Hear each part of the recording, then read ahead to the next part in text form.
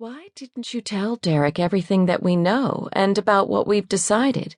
Nicole Powell asked her husband moments after he ended his conversation.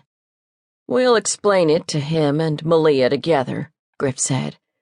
I'll have Barbara Jean compile all the information the agency has accumulated. Maleah and Derek can read over everything and digest it all before I tell them that I expect them to take over as lead investigators on the case. We might be closer to solving this mystery if it hadn't taken us more than 2 months to connect the dots. Griff draped his arm around Nick's shoulders as they stood on the patio overlooking Douglas Lake. When Christie was murdered, there was no way we could have known that her killer would target another agent.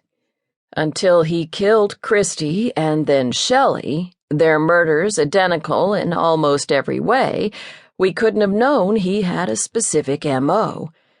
And even after Holt's brother was murdered and Barbara Jean discovered there had been 3 killers in the past with a similar M.O., the Savannah Slasher, the Carver, and the Triangle Man, it took time to study each killer and figure out if our guy was copying one of them. After what we just found out, do you think Maleah is the key to everything that's happening? Nick asked. Griff squeezed her shoulders. Possibly. But we can't rule out any of our other scenarios, especially since we don't know why anyone would be out to punish Maleah by killing people connected to the agency. Unlike you and me. We both have enemies from the past who could be targeting us. He nodded. Yeah, unlike you and me. The logical assumption is that whoever is behind these murders is doing it either to punish me or to get my attention.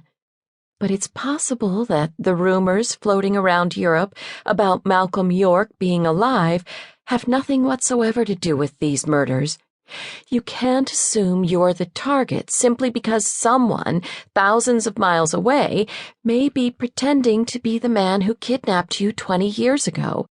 It could just as easily be someone from my past, someone connected to one of my cases when I worked for the Bureau. You're right, of course, Griff agreed. That's why we cannot rule out any possibility. You don't think there's even the slightest chance that the real Malcolm York is alive, do you? Griff's square jaw tightened. York is dead. I have no doubts. Yvette, Sanders, and I killed him 16 years ago. Unless he's found a way to rise from the dead, whoever the hell is calling himself Malcolm York is an imposter.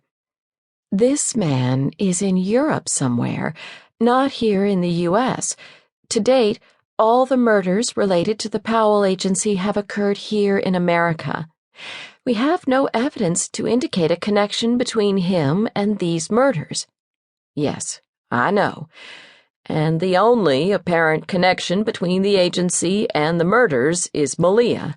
She is going to freak out when we tell her that our research shows the 3 previous murders almost identically mimic the murders committed by the Carver, and that one of his first victims was Noah Laborde. It's no coincidence that the original Carver murdered Maleah's college boyfriend.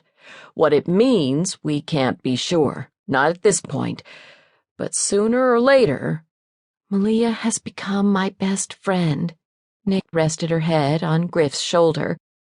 What better way to get to me than by using my dearest friend?